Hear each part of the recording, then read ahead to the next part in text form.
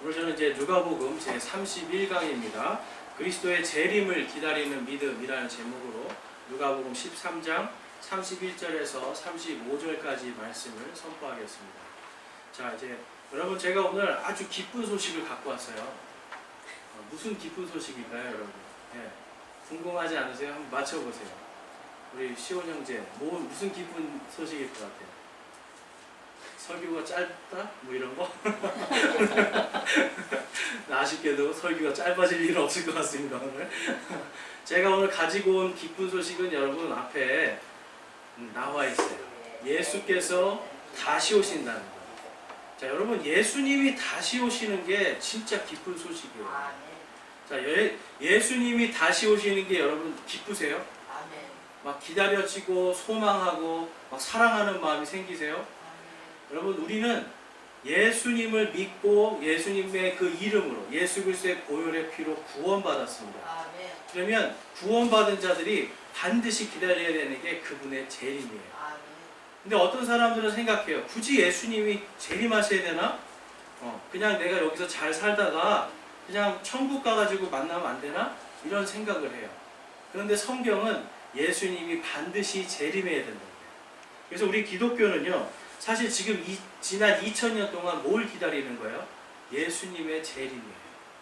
예수님께서 다시 오시는 걸 소망하는 게 기독교예요. 근데 한 2000년이 지나니까 이제 어때요, 여러분? 많이들 지쳤어요. 예수님 도대체 언제 오시나? 근데 여러분, 한편으로 생각해보면 이제 예수님이 오실 날이 2000년이 가까워진 거예요. 굉장히 임박한 예수님의 재림을 우리가 생각해 볼 수가 있습니다. 그래서 이 베드로 후서에 가보면, 베드로 후서 3장 8절에서 10절에 보면 이렇게 말씀합니다. 그러나 사랑하는 자들아, 주께서는 하루가 천년 같고 천년이 하루 같다는 이 한 가지 사실에 대하여 무지한 자가 되지 말라라고 말해요. 하나님의 시간 안에는 천년이 하루고요, 하루가 천년이에요. 자, 그러면 2000년 전에 예수 그리스도를 믿다가 순교한 사람들이요, 죽었습니다.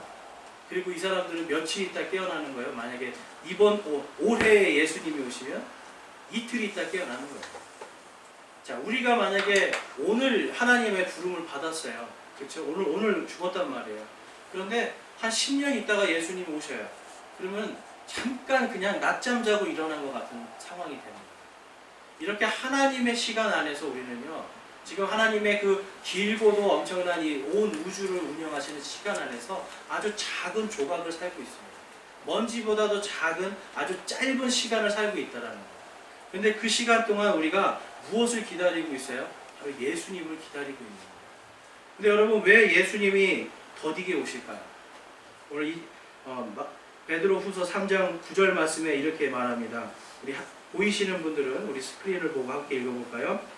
주께서는 자신의 약속에 대해 어떤 사람들이 더디다고 생각하는 것 같이 더디지 아니하시며 오직 우리를 향하여 오래 참으사 아무도 멸망하지 않고 모두 회개에 이르기를 원하시느니라. 아멘. 왜 늦게 오세요, 여러분?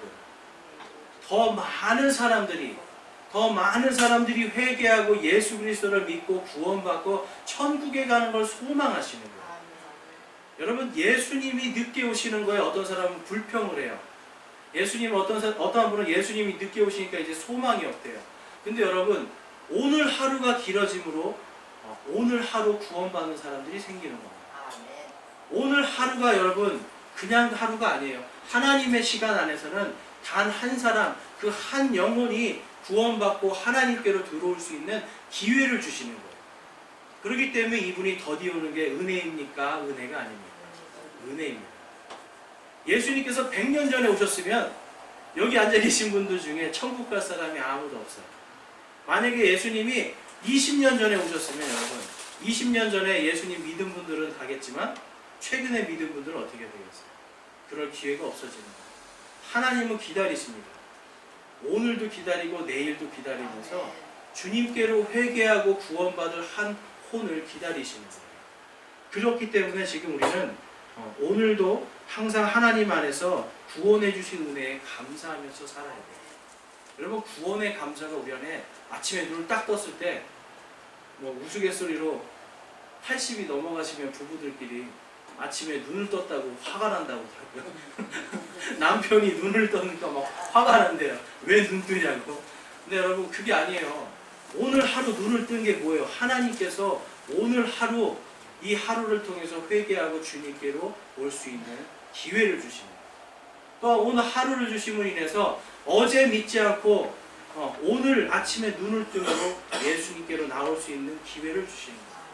여러분 그래서 우리에게는 구원을 받아서 오늘 하루가 아무것도 아닌 날이지만 구원받지 못한 사람에게는 바로 오늘 하루가 마지막 기회인 거예요. 그래서 하나님 안에서 우리는 늘 우리의 구원에 대해서 감사해야 됩니다. 여러분 재림이 왜 필요한지 우리가 한번 살펴보기를 원하는데요.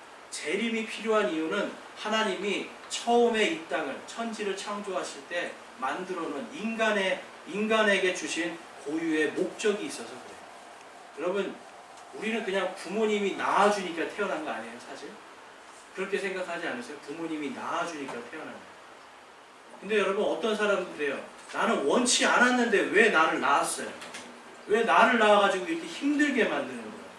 근데 하나님은요, 여러분 우리에게 생명을 주실 때 부모님이 어떤 모양이든 내 가정이 어떤 상황이든 심지어는 이제 우리나라는 살기 좋잖아요. 근데 캄보디아나 어디 지금 라오스나 빈민국에 가서 태어난 사람들 여러분 그 태어나게 하시는 존재의 목적이 있다라는 거예요. 그 이유가 있다라는 거예요. 오늘 그거에 대해서 잠깐 살펴보면요. 먼저 하나님께서는요 우리가 왜 태어나게 했는가 하나님께서 우리를 하나님의 대리자로 세우시기 위함. 사람의 생명은요 이 세상에 어떤 사람도 우연히 아니면은 그냥 필요하지 않는 생명이 없습니다. 창세기 21장 26절을 가보겠습니다. 앞에 스크린에 있습니다. 하나님께서 이르시되 우리가 우리의 형상으로 우리의 모양에 따라 사람을 만들고 그들이 바다의 물고기와 공중의 날짐승과 가축과 온 땅과 땅에서 기는 모든 기는 것을 지배하게 하자 하시고. 여러분 하나님께서 인간을 창조하신 이유가 뭐예요? 하나님 대신 이 땅을 다스리고 이 땅에 있는 것들을 가꾸고 지키라는 거예요. 여러분 여기 계신 분들 지금 한 사람 한 사람에게 하나님께서 고유하게 주신 인간의 삶의 목적입니다. 여러분 나는 과연 무엇 때문에 사는가? 여러분 무엇 때문에 사세요? 하나님께서 주신 고유의 목적이 우리에게 있다는 거예요. 그냥 먹고 마시기 위해서 사는 게 아니고요. 그냥 태어났으니까 어쩔 수 없이 사는 게 아니고 하나님은 우리에게 생명을 통해서 이 땅의 것들을 하나님이 주신 것들을 가꾸고 지키라고 지배하면서 그냥 지배하면서 막 쓰라는 거예요? 아니죠. 내 게 아니잖아요. 제가 가지고 있는 이 컵 하나도 제 게 아니에요. 이게 하나님께서 주신 거라는 거를 소중하게 생각하면서 가꾸고 지키라는 거예요. 이것이 바로 하나님께서 인간을 창조하신 목적 중에 하나입니다. 자, 2장 7절 말씀해 보면 이렇게 말씀합니다. 자, 하나님께서 생명의 숨을 그의 콧구멍에 불어넣으니 사람이 살아있는 혼이 되니라 라고 말씀해요. 우리는 이제 영혼이라고 생각하는데 영어로 가면 soul이라고 해서 혼이라고 이야기합니다. 여러분 혼이 하는 일이 뭐예요? 혼 빠졌네 이런 얘기 들어보셨죠? 뭐예요? 사람이 생각하고 자기의 뜻과 자기의 생각과 자기의 의지를 이야기합니다. 그러니까 하나님 앞에 사람은요 작은 존재이지만 이 작은 존재가 내가 생각을 해요. 그리고 내가 뜻을 갖고 내 의지로 그분을 사랑하는 거예요. 그리고 내 의지로 하나님께서 주신 것들을 아끼고 가꾸는 게 사람의 혼으로서 살아있는 목적입니다. 그렇기 때문에 여러분 쓸모없는 사람이 있나요? 이 땅에? 쓸모없는 사람은 아무도 없어요. 단지 내가 쓸모없는 사람이 되는 거예요. 쓸모없이 만든 사람은 아무도 없습니다. 하나님께서는 작은 거 하나도 쓸모있게 만드시는 거예요. 여러분 이 손톱을 한번 보세요. 우리 손톱을 보면 매달 이걸 깎아야 되지 않아요? 쓸모없지 않아요? 근데 여러분 이 손톱이 자라지 않는다고 생각해요. 금방 닳아버려요. 그러면 여러분 금방 손을 다치게 돼 있습니다. 이 손끝으로 정교한 일을 할 수가 없게 돼 있어요. 닳아서 없어져 버리는 존재가 아니라 날마다 길어서 나오면서 깎아내더라도 이것은 우리에게 유익한 존재예요. 하나님 앞에서 우리는요 어쩔 때는 깎아버려야 되는 존재일 수도 있어요.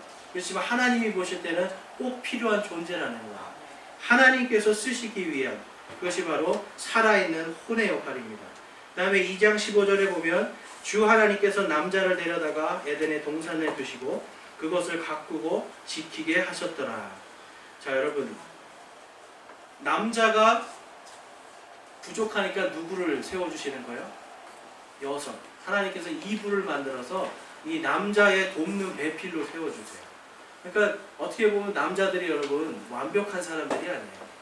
성경에서 말하는 이 남자들은 그냥 하나님의 일꾼들인데 부족하니까 누구를 세워주시는 거예요? 여성을 세워주시는 거예요. 그러니까 둘이 같이 어떻게 해요? 동등하게. 여러분, 여자라고 해서 낮은 존재가 아니에요. 남자라고 해서 높은 존재가 아니에요. 단지 기능이 다른 거예요. 다른 기능을 가지고 하나님이 만드신 이 창조 세계를 잘 가꾸고 지키라는 거예요. 그렇기 때문에 여러분, 하나님께서 이 사람을 창조하신 이유와 목적이 무엇입니까? 하나님이 만든 이 온 천하를 가꾸고 지키라는 거예요. 그것이 바로 우리가 창조된 목적입니다. 부모님은 여러분, 우리의 부모님, 우리 할아버지의 그 할아버지, 우리의 조상들은 비록 그러한 생각을 못하고 지금 오늘날 우리를 낳아줬어요. 그렇지만 성경에서는 뭐라고 말씀하는 거예요? 처음부터, 태초부터 하나님이 인간에게 생명을 준 목적은 바로 하나님이 만든 이 세상을 가꾸고 지키라는 거예요. 그렇기 때문에 여러분, 하나님이 주신 가정을 지켜야 되고요. 하나님이 주신 이 교회를 지켜야 되고, 하나님이 주신 이런 나라를 지켜야 되고요. 하나님이 주신 인간의 관계들을 지켜야 되는 거예요. 그래서 하나님께서 두 가지 큰 언약을 주시잖아요. 두 가지 명령을 주시잖아요. 그것이 뭐예요, 여러분? 하나님을 사랑하고 내 이웃을 내 몸과 같이 사랑하라는 거예요. 여러분, 인간은요, 분명한 목적이 있어요. 우연히 태어나거나 어떤 저주받은 태생들이 아니에요. 어떤 운명에 따라가는 그러한 사람들이 아니에요. 우리는 하나님께서 우리를 택해 주시고 창조해 주신 분명한 목적이 있다라는 거예요. 그 다음에 보면 하나님께서는 우리를 찬송하게 만들어 주셨어요. 우리 시편 103편 21에서 22절 말씀 보면, 그분의 모든 무리들아, 그분께서 기뻐하시는 일을 행하는 그분의 섬기는 자들아, 너희는 주를 찬송하라. 그분께서 통치하시는 모든 곳에 있는 그분의 모든 작품들아, 주를 찬송하라. 오 내 혼아, 주를 찬송하라. 아멘. 여러분, 하나님께서 어디 계세요? 지금 바로 여기 계시고 우리의 마음에 계시고 온 우주 안에 다 계시는 분이 하나님이에요. 이 온 우주 안에서 우리는요, 하나님의 작품이라는 거예요. 어떤 작품일까요? 걸작품이에요. 여러분, 하나님의 걸작품이 인간이에요. 여러분, 인간만이 하나님을 찬양합니다. 여러분, 강아지가 찬양하는 거 보셨어요? 네. 말이나 뭐 이런 애들이 하나님을 찬양하는 거 보셨어요? 없죠? 하나님이 인간에게 주신 고유한 가장 독특한 것이 무엇이냐면 노래예요. 짐승들도 요즘엔 여러분 컴퓨터에 넣고 몇 가지를 이렇게 쫙 하면 짐승이 무슨 말 하는지도 이제 아는 시대가 됐어요. 근데 짐승이 못하는 게 뭐예요? 노래를 못해요. 하나님을 찬양하는 걸 못한다는 거예요. 그래서 여러분, 우리는 하나님을 찬양하는 존재로 지어졌다는 것을 분명히 생각해야 됩니다. 근데 라디오를 틀어보거나 어디 길거리 가면 사람들이 뭘 찬양해요, 여러분? 가만히 듣다 보면 왜 이렇게 떠나간 여인을 찬양하고 떠나간 남자를 찬양하고 왜 이렇게 막 자기 것도 아닌데 떠나간 사람을 그렇게 찬양을 해요. 세상 노래를 보면 여러분, 유명한 곡들 보세요. 뭐 옛날에 유명한 곡이 뭐죠? 갑자기 떠오르는 건 얄밉게 떠나니마? 뭐 이런 노래 있잖아요. 왜 얄밉게 떠나님을 그렇게 찬양하는 거예요? 여러분, 우리는 떠나간 님이 아니라 이제 제 이름에서 오시는 그분을 찬양하는 거예요. 우리를 구원해 주시고 이제 우리가 올라가서 만날 그분을 찬양하는 거예요. 예수 그리스도를 믿는 사람들이 왜 구원의 기쁨이 넘치고 기쁨이 넘칠 때 찬양이 나오는지 아세요? 그분이 오시기 때문에 그래요. 우리는 가만히 있지만 그분이 찾아와 주십니다. 구원받을 때도 똑같지 않습니까, 여러분? 우리가 하나님 나 구원해 주세요 하고 달려들었어요? 아니에요. 하나님께서 우리를 찾아와 주신 거예요. 로마서에서는 우리가 아직 죄인 되었을 때, 하나님께 원수 되었을 때 그분께서 우리를 찾아오셨다라고 말씀해요. 그렇기 때문에 여러분 우리는 그분을 찬양할 수밖에 없는 겁니다. 그 다음에 하나님께서 우리를 창조해 주신 목적 중에 이제 마지막은 뭐냐면 하나님께 영광 돌리는 존재로 만드셨다는 거예요. 자, 이사야서 48장 7절에 이렇게 이야기합니다. 이사야서 48장 7절에 곧 내 이름으로 불리는 모든 자라 내가 내 영광을 위하여 그를 창조하고 그를 지었으며 참으로 내가 그를 만들었느니라. 아멘. 여러분 인간은 아무도 쓸모없는 존재가 없습니다. 인간은 아무도 그냥 그런 존재가 아니에요. 어떤 존재라고 지금 말씀하고 있어요? 하나님의 영광을 위해 창조하신 존재. 여러분 내 가정이 힘들고요, 뭐 사회가 힘들고 국가가 힘들고 이게 문제가 아니에요. 인간 자체에 하나님께서 만드신 목적은 바로 하나님께 영광 돌리는 거예요. 여기 있는 분들 앞뒤 좌우분들 한번 살펴보세요. 하나님께 영광 돌릴 만한 얼굴들 아닙니까? 하나님께 영광 돌릴 만한 분들이 와 있는 거고 하나님께 영광 돌리는 분들이 지금 오늘 이 자리에 앉아 있는 겁니다. 그렇기 때문에 여러분요, 우리는요 우연히 태어나는 게 아니에요. 그리고 왜 엄마 아빠가 나를 태어나게 해서 이렇게 이 모양 이 꼴로 살게 해줘서 원망하는 그런 원망의 존재들이 아니에요. 우리는 하나님 앞에서 영광스러운 존재라는 것을 분명히 인식해야 됩니다. 이것은 처음에 하나님이 아담을 만들 때부터 지금 6,000년이 지났어요. 아담 때부터 쭉 성경의 연대를 보면 약 6,000년이 흐르는 지금까지 동일하게 하나님이 인간을 만드신 목적이 하나님 앞에 하나님의 이 온 우주를 하나님과 함께 대리인으로서 살게 해주시고 또 하나님을 찬양하고 하나님의 영광의 목적에 맞게 살도록 만들어 주셨다는 거예요. 그렇기 때문에 여러분 조금 아프다고 해서 여러분 한탄하실 게 아니에요. 조금 괴롭고 어렵고 가난하다고 해서 우리가 한탄하고 인생을 낭비해서는 안 되는 겁니다. 왜 그렇습니까? 우리는 하나님의 걸작품들이기 때문에. 여러분 걸작품이 무슨 뜻인가요? 좋은 거요? 최고. 네. 두 글자로 하면 명품입니다. 여러분. 명품 백이 아니라 내 인간 자체가 명품이 되는 거예요. 내가 명품일 때 하나님께 영광을 돌릴 수가 있습니다. 근데 내가 명품이 안 될 때가 있어요. 그때가 뭐예요? 죄악 가운데 있을 때 내가 명품이 안 돼요. 하나님은 영광스럽게 만들어주셨는데 내가 날마다 죄를 저지르기에 바빠요. 내 발이 죄를 저지르는데 바쁘고 내 손이 죄를 저지르는데 바빠요. 여러분 하나님께 영광스러운 존재가 되지 못하는 겁니다. 그래서 여러분 하나님이 누굴 보내주신 거예요? 이 땅에 예수님을 보내주신 거예요. 이 땅에 어떤 사람도 하나님 앞에 영광 받을 만한 존재들이 없어요. 왜 그렇습니까 여러분? 생각으로 또한 입술로 마음으로 날마다 죄 가운데 있기 때문에 우리의 모습은요 성경에서 보면 인간의 의는 누더기라고 이야기해요. 그렇기 때문에 누구를 보내서 예수 그리스도를 보내셔서 그분의 피를 통하여서 우리의 죄를 씻어주시고 우리에게 예수 그리스도의 옷을 덧입혀 주심을 통해서 우리가 이제 하나님 앞에 의롭다, 너는 이제 진짜 걸작품이다 라고 말씀하는 거예요. 그래서 고린도후서에서 뭐라 그래요? 새롭게 창조된 피조물이다 라고 이야기합니다. 보라 모든 것이 새롭게 되었도다 라고 하나님께서 우리를 지금 말씀하시는 거예요. 그래서 여러분 오늘 우리가 이 재림에 대해서 생각해 볼 때 여러분 재림이 왜 있어야 될까요? 바로 하나님이 처음 이 땅에서 인간을 만드신 그 목적이 다시 회복되는 거예요. 여러분 재림을 통해서 처음에 에덴 동산에서 하나님이 인간을 창조하신 그 목적이 그대로 다시 회복이 됩니다. 여러분 다시 회복되고 싶으시죠? 그것에 대해서 오늘 한번 살펴보기 원합니다. 자, 오늘 말씀 한번 읽어보겠습니다. 우리 31절부터 32절이에요. 누가복음 13장 31절 32절 말씀. 같은 날 바리새인들 중에 어떤 자들이 와서 그분께 이르되 나가서 여기를 떠나소서 헤롯이 당신을 죽이려 하나이다 하매. 우리 함께 32절 말씀 읽어보겠습니다. 그분께서 이르시되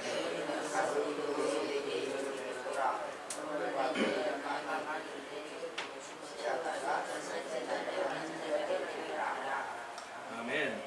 자, 이 31절과 32절 말씀에서 우리 뭘 볼 수 있냐면 지금 예수님이 언제 완전하게 되신다고 그래요? 셋째 날에 완전하게 돼야 돼요. 근데 오늘 말씀에서 그 다음에 34, 35절까지 연결해서 보면 이게 예수님이 완전해지시고 또한 우리가 완전해지는 때가 예수님의 재림의 때라는 걸 볼 수가 있어요. 그래서 예수님이 첫 번째로 부활하심을 통해서 완전해지시는 거예요. 오늘 31절에 보면 바리새인들이 나옵니다. 바리새인들이 예수님 앞에 나와가지고 나가서 여기를 떠나소서 헤롯이 당신을 죽이려 하나이다 라고 이야기해요. 여러분 이게 보면 어떤 말인 것 같으세요? 굉장히 예수님을 지금 막 살려주고 싶고 되게 위하는 말처럼 보이잖아요. 근데 실제는 그게 아니에요. 왜냐하면 바리새인하고 헤롯은요 상종을 안 하는 사람들이에요. 상종을 안 하는 사람인데 어떻게 헤롯이 죽이는 걸 지금 알 수가 있겠어요? 그게 아니라 지금 예수님의 말을 막아버리는 거예요. 여기서 더 이상 복음 전하지 말고 가라고 지금 일부러 지금 이들이 거짓말을 하는 걸 볼 수가 있습니다. 여러분 이 두 사람은 정치적으로 굉장히 앙숙이에요. 그렇기 때문에 서로가 서로에게 앙숙인데 이날은 누구 때문에 하나가 되는 거예요? 예수님 때문에 하나가 돼요. 정치적으로 자기들의 권력과 자기들의 종교적인 지위가 떨어질 것을 두려워하니까 이들이 서로 마귀 어떻게 보면 죄악된 인간들이죠. 죄인들끼리 연합하는 거예요. 자, 여러분 헤롯은 어떤 사람입니까? 헤롯이 한 일 중에 제일 위대한 일이 이 예루살렘의 성전을 지은 일이에요. 앞에 사진을 보시면 여러분 이게 헤롯이 지은 성전입니다. 근데 이 헤롯이 지은 성전은요 이 당시에 전 세계에서 제일 큰 건물이었어요. 그러니까 헤롯이라는 사람이 엄청난 힘을 가졌다는 걸 볼 수가 있죠. 전 세계에서 제일 큰 건물을 지금 예루살렘에 그것도 성전으로 지었습니다. 그러니까 하나님이 원래 주신 치수가 있는데 그거보다 더 크게 해가지고 지었어요. 누구를 위해서 여러분? 첫 번째는 자기를 위해서, 두 번째는 유대인들을 위해서 지어줘요. 근데 여러분 유대인들은 이거에 만족했을까요? 만족하지 않았어요. 왜 그렇습니까? 이 사람은요 에돔 사람이에요. 에돔은 바로 에서의 자손들이에요. 에서. 그러니까 에서의 동생이 누구죠? 에서의 동생 야곱. 야곱이 이스라엘이 되잖아요. 그러니까 이 에돔 족속들은요 날마다 우리의 조상은 아브라함인데 무언가 우리의 복을 채워간 사람들이 이스라엘 사람들이에요. 항상 그런 라이벌 관계에 있는 사람들입니다. 그렇지만 정치적으로 뭔가 호감을 얻기 위해서 그리고 자신의 명성을 높이기 위해서 이렇게 어마어마한 성전을 짓게 됩니다. 그런데 이 헤롯을 제일 싫어하는 사람들이 누구냐면 바로 바리새인들이에요. 이 사람들은요 헤롯은요 이방인이에요. 근데 여러분도 아시는 것처럼 유대인들은 누구하고 상종을 안 해요? 이방인들하고 상종 안 해요. 개돼지로 여기는 거예요. 우리만 천국 가고 우리만 잘났다고 생각하는 사람들이 유대인들이에요. 그러니까 헤롯이 이렇게 큰 역사를 해도 이것이 정치적인 용도라는 것을 바리새인들은 알고서 싫어하는 거예요. 그런데 오늘 갑자기 나타나서 나가서 여기를 떠나소서라고 이야기하는 거예요. 헤롯이 당신을 죽이려고 합니다. 근데 여러분 실제로 보면 이 뒤에 헤롯은요 이 예수님을 만나고 싶어하는 모습을 볼 수가 있어요. 그만큼 지금 이 바리새인들은요 거짓말로 예수님을 밀어내려고 했던 거예요. 32절에 그래서 예수님이 그 마음 속 중심을 하시고 이렇게 말씀하시는 거예요. 그 여호와에게 이르기를 보라 오늘과 내일 내가 마귀를 내쫓고 치료하다가 셋째 날에 완전하게 되리라 라고 말씀합니다. 예수님 지금 여러분 무슨 말씀인지 아세요? 네가 지금 나를 당장에 죽여도 이 여우야 바리새인한테 이 여우야 라고 이야기하는 거예요. 사실 한국에도 똑같이 여러분 어떤 사람한테 여우라고 그래요? 간교한 사람들 그렇죠? 전라도에서는 뭐라고 그러죠? 이 여수야 이 여수 같은 것들이 이제 이러죠. 네. 여우 같은 인간이라고 지금 바리새인들에게 이야기하는 거예요. 아주 간교한 혓바닥으로 지금 예수님을 홀렸는데 예수님은 뭐라고 해요? 아무리 그럴지라도 오늘과 내일 이 마귀를 내쫓고 내가 셋째 날에 완전해지리라. 하나님께서 나를 지금 이곳에 보내신 그 목적에 따라서 목숨을 걸고 내가 하겠노라 라고 말씀해요. 지금 예수님은 여기서 지금 어디로 가는 길이냐면 예루살렘으로 가는 길이었어요. 예루살렘에 예수님이 왜 갔습니까? 죽기 위해 가시는 거예요. 예수님이 지금 십자가를 지기 위해서 예루살렘에 가는 그 길목에서 바리새인들은 그것마저도 막기 위해서 지금 떠나라고 이야기를 해요. 왜 그러냐면 헤롯이 예루살렘에 살고 있었거든요. 그러니까 철저하게 마귀들이요 지금 예수님의 사역을 방해하는데, 예수님은 그럴지라도 내일도 그리고 모레도 그리고 오늘도 내가 마귀들을 내쫓고 셋째 날에 완전해질 거다라고 말씀합니다. 여러분, 왜 이 말씀을 하시냐면 메시아는, 바로 그리스도는 셋째 날에 완전하게 부활해야만이 진짜 그리스도가 될 수가 있어요. 네. 그래서 제가 저번에도 한번 말씀드렸듯이 지금 이 이스라엘에 가면 거의 메시아가, 거의 그리스도가 되어 있는 사람들이 있어요. 7가지 중에 5가지를 성취했어요. 죽은 자도 살리고 뭐 안진뱅이도 일으키고 이런 기적을 일으켰어요. 근데 이 사람이 2가지 못하고 있는 게 하나가 뭔지 아세요, 여러분? 그 중에 하나가 부활입니다. 아직 죽지 않았습니다. 고통받고 지금 나무에 달려 죽어야 되는데 그거 아직 못 죽고 있고 계속 살려고 있어요. 그리고 부활하지 못했어요. 메시아는요 반드시 부활해야지만 돼요. 이것이 이스라엘 사람들이 기다리는 메시아였어요. 그런데 이 메시아에 대한 것이 이제 이사야서 61장 1절에 가면 이렇게 이야기합니다. 주 하나님의 영께서 내게 임하셨으니 이는 주께서 내게 기름을 부으사 온유한 자들에게 좋은 소식을 선포하게 하셨기 때문이라. 그분께서 나를 보내신 것은 마음이 상한 자들을 싸매고 포로된 자들에게 자유를, 결박된 자들에게 감옥에서 노임을 선포하게 하려 함이오라고 이야기해요. 자, 이 결박된 이 중에서 보면 누가복음 13장 16절 한번 보실까요? 조금 앞쪽으로 가보시면 예수님께서 이 18회 동안 병약해지는, 이 마귀로 인해서 병약해지고 허리가 굽은 여인이 있었습니다. 그 여인을 고치시고 이렇게 이야기하는 거예요. 13장 16절에 그러면 보라, 아브라함의 딸인 이 여자가 18회 동안 사탄에게 매여 있으니 안식일에 이 결박에서 그녀를 풀어주는 것이 마땅하지 아니하냐 하시니라. 아멘. 이 여인은요 지금 성경에 보면 11절에 보면 18회 동안 병약하게 하는 영에 붙잡혀 있었다라고 이야기해요. 그러니까 지금 마귀에게 붙잡혀 있었던 사람을 그 결박에서 풀어주는 게 예수님의 일입니다. 여러분, 지금 이사야가 예수님이 태어나시기 약 700년 전에 하신 이야기거든요. 그러면 이 마귀에게 결박당한 여인을 예수님이 풀어주는 것을 통해서 예수님이 지금 내가 누구라고 보여주고 있는 거예요. 내가 바로 그리스도다, 내가 바로 메시아다라는 것을 보여주신 거예요. 그렇기 때문에 지금 오늘 말씀에서 내가 오늘도 내일도 이 마귀를 내쫓겠다라고 말씀하는 거예요. 무엇으로? 바로 메시아로서. 여러분, 이것이 지금 메시아의 표적이었습니다. 그 다음에 부활에 대해서 한번 보면 시편에서 이렇게 이야기합니다. 시편 16편 9절에서 11절인데요. 10절 말씀을 한번 제가 보겠습니다. 이는 주께서 내 혼을 지옥에 남겨두지 아니하시고 주의 거룩한 자가 썩음을 보지 아니하게 하실 것이기 때문이니이다.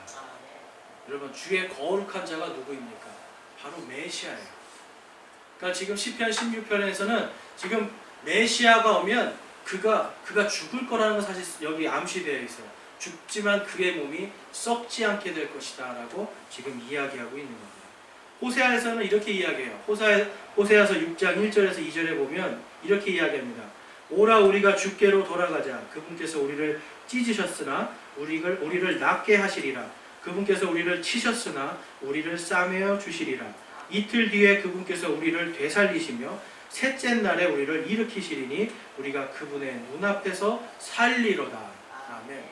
여러분, 이 말씀 때문에 유대인들은요 셋째 날에 완전하게 된다. 무슨 생각을 할까요? 부활하는 거예요. 지금 메시아는요 여러분 반드시 부활하도록 구약 성경에서 다 지금 예언이 되어 있는 거예요. 그런데 오늘 말씀해 보면 호세아는 또 뭐라고 그래요? 우리가라고 이야기해요. 우리도 마찬가지로 여러분 하나님 앞에서 지금 찢겨지고 우리 몸이 부서지더라도 하나님께서 이틀째 일으키시고 셋째 날에 완전하게 해주시겠다고 약속하고 있는 거예요. 그러면 여러분, 우리의 부활은 언제 이루어질까요? 성경에 보면 예수님께서 다시 오실 분. 우리 성도들이 부활하신 예수님의 몸과 똑같이 슬픔도 없고 괴로움도 없고 사망도 없고요. 죄도 없는 완전한 그 영광스러운 몸. 처음에 하나님께서 아담을 만들 때 영광스러운 몸으로 만드셨잖아요. 죄 없는 몸. 바로 그것으로 우리가 다시 회복되는 것. 어떻게 보면 아담보다 더 영광스러운 몸으로 예수 그리스도의 몸과 똑같이 되는 그 날이 언제 이루어지는 거예요? 예수님께서 다시 재림하실 때. 여러분, 그러기 때문에요. 우리가 재림을 재림을 생각했을 때 반드시 예수 그리스도의 십자가의 고난을 생각하지 않을 수가 없습니다. 재림을 생각했을 때 그분의 부활을 생각하지 않을 수 없습니다.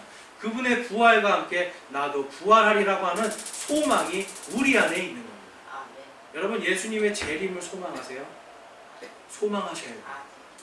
왜 그렇습니까? 지금 우리 점점 다 아프지 않아요? 네.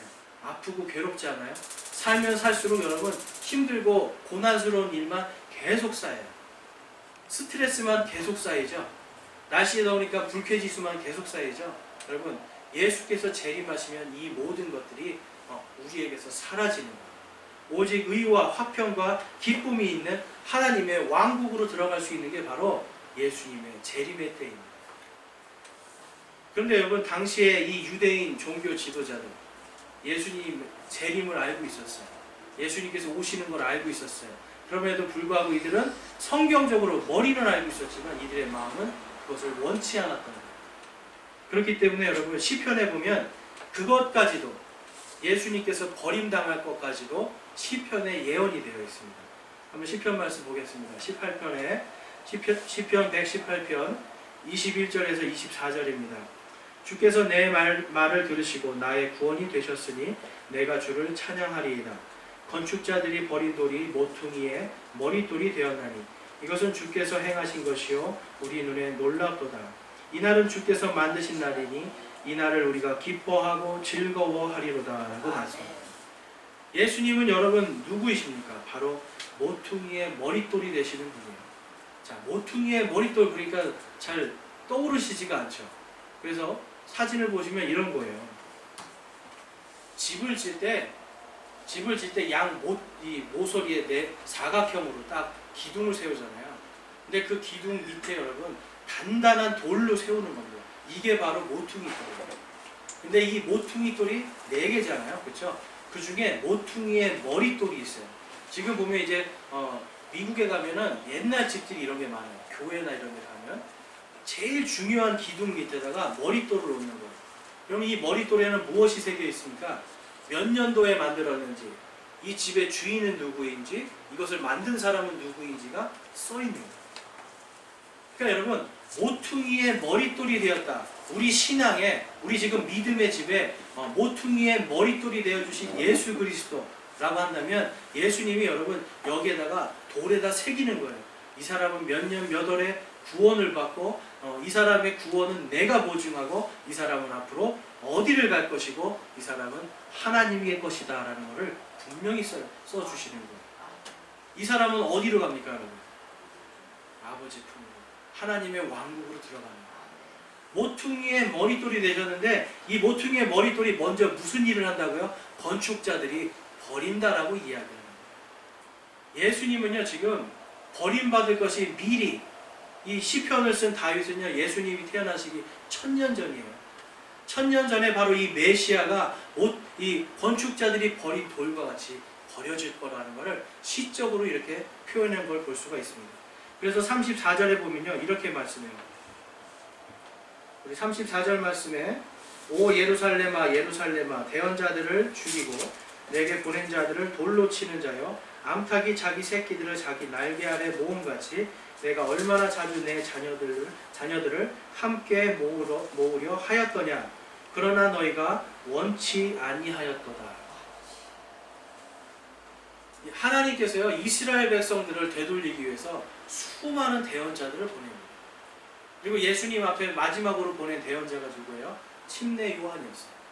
이 침례자 요한이 회개하라 하나님의 왕국이 가까웠다고 외쳤지만 침례받고 돌이킨 사람들이 몇 안 되고 특별히 바리새인들과 종교 지도자들은 돌이키지 않았어요. 그래서 어떤 일을 한다고 말합니까? 하나님의 진정한 대언자로 오신 예수 그리스도. 하나님에게는요, 예수님에게는 여러분 세 가지 직분이 있는 거예요. 대언자와 제사장과 왕입니다. 예수님의 초림은 대언자로 오셨어요.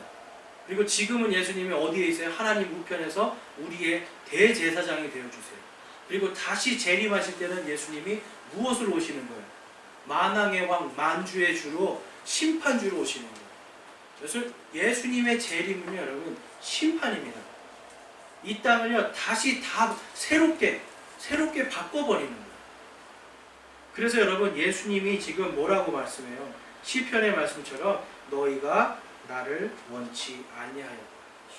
하나님의 왕국이, 이스라엘 백성에게 하나님이 약속하신 하나님의 왕국이 있거든요. 그것이 잠시 연기가 됩니다. 자, 여러분 잠시 연기가 된 것 때문에 어떤 일이 벌어지게 된 거예요? 이 땅에 교회가 생기게 되는 거예요. 자, 그거에 대해서 우리 한번 살펴보겠습니다. 우리 데살로니가 전서입니다.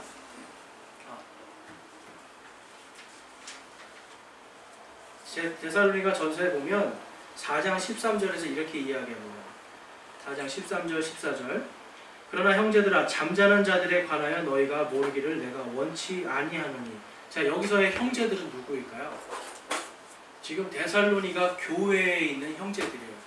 예수 그리스도를 믿고 구원받은 형제들을 이야기하는 거예요. 자, 형제들아 잠자는 자들에 관하여. 잠자는 자들은 죽은 자를 이야기합니다. 너희가 모르기를 원치 아니하노니 이것은 너희가 아무 소망 없는 다른 사람들 같이 슬퍼하지 아니하게 하려 함이라. 우리가 예수님께서 죽으셨다가 다시 일어나셨음을 믿을진대 그와 같이 예수님 안에서 잠자는 자들도 하나님께서 그분과 함께 데려오시리라. 아멘.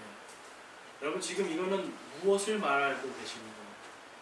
유대인들에게 주셨던 하나님의 왕국이 그들이 예수님을 버림으로 인해서 연기가 됐습니다. 그리고 이 땅에 탄생한 게 바로 하나님의 교회예요.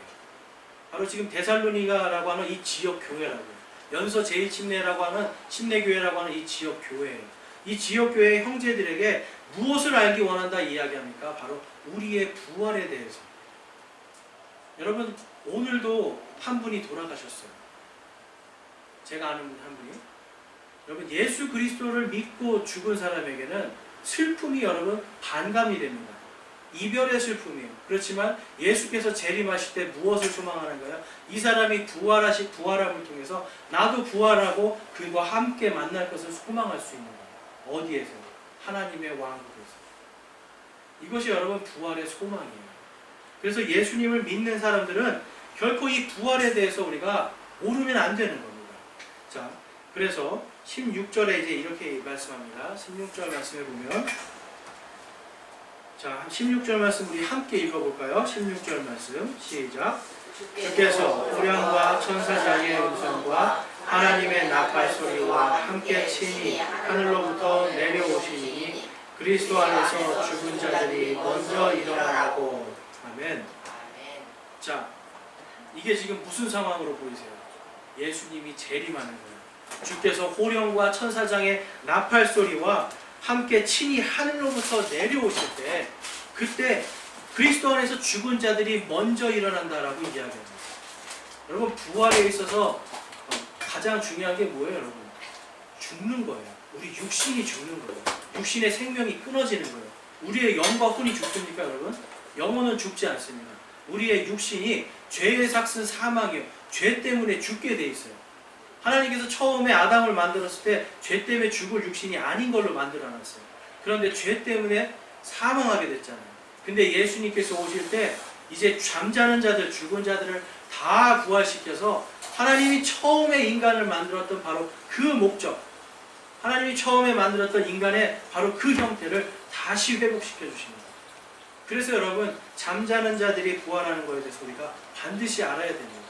그 다음에 17절에 보면 그 뒤에 살아서 남아있는 우리가 그들과 함께 구름들 속으로 채어 올라가 공중에서 주를 만나리라.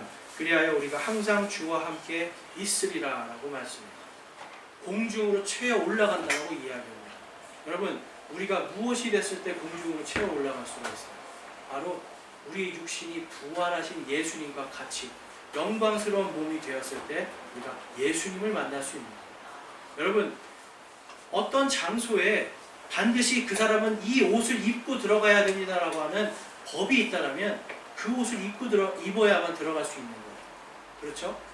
예수께서 오실 때에 너희들이 반드시 부활한 몸으로 영광스러운 몸으로 다시 새롭게 창조되었을 때 하나님의 왕국에 들어갈 수 있다라고 하는 지금 말씀을 주시면 바로 그 사람들만 들어갈 수 있는 거예요. 오직 여러분, 하나님의 왕국은 의와 화평과 기쁨의 왕국이라고 해요. 의가 무엇입니까 여러분? 의가 바로 바른 자들. 예수 그리스도를 믿고 구원받은 우리 모두는 하나님께서 의롭다라고 부르세요.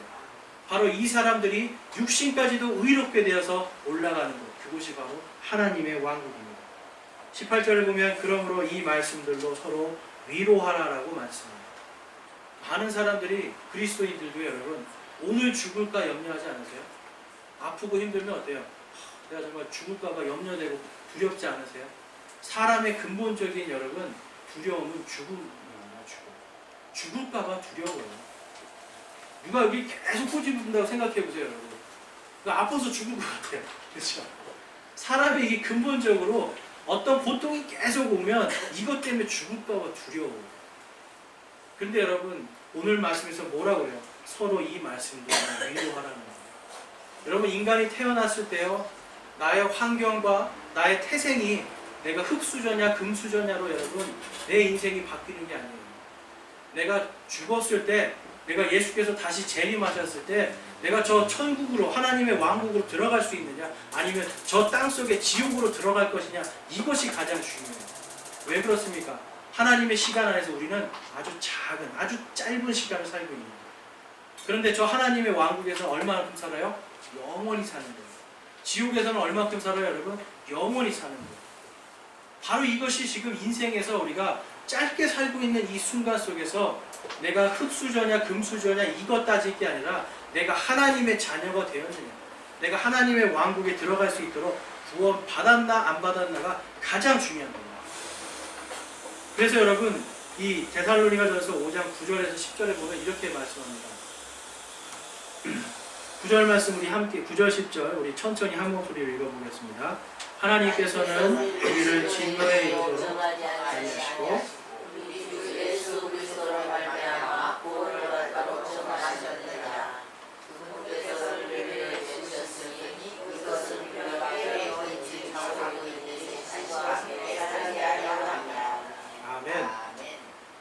하나님께서는요, 처음에 인간을 만들 때 하나님과 같이 살기를 원하셨어요.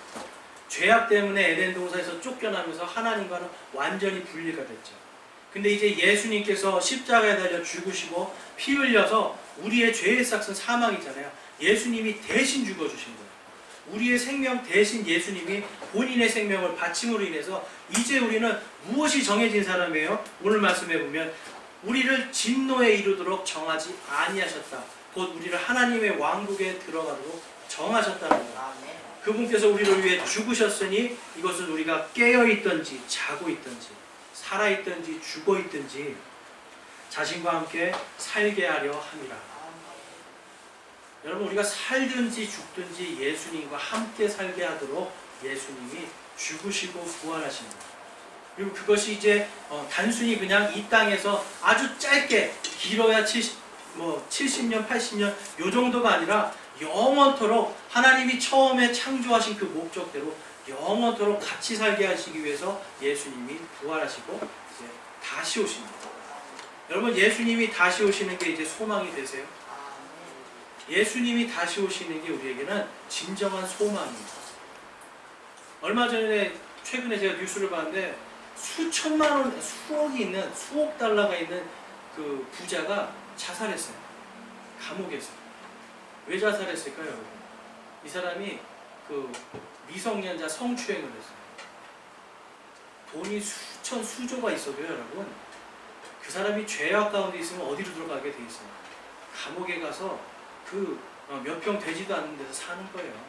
돈이 내 은행에 수천만 원이, 수억이 있고 수조가 있으면 뭐예요, 여러분? 죄가 있으면 2평 되는 데 가서 그냥 밥 하나, 김치 하나 먹고 살아야 되는 거예요. 근데 이게 형량이 너무 기니까 자기가 감당을 못해서 자살을 했더라고요. 여러분, 사람의 인생이요, 돈으로 행복해지는 게 아닙니다.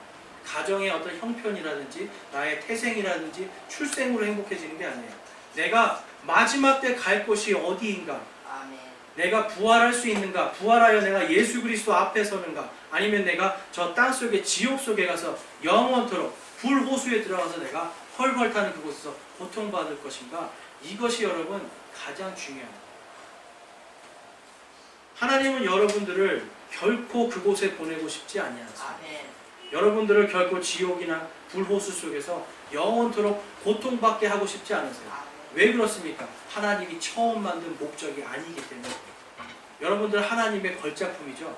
하나님은 여러분 모두가 하나님의 왕국에서 하나님과 함께 기쁨과 소망으로 살기를 오늘도 기대하십니다. 아멘. 오늘도 그 기대 때문에 저를 여기 세우시고 하나님의 말씀을 선포하는 겁니다. 아멘. 오늘 이 말씀을 통해서 우리가 예수님의 재림을 진정으로 소망하기 원합니다.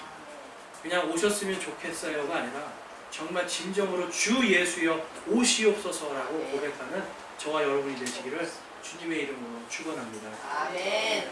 우리 시간 함께 기도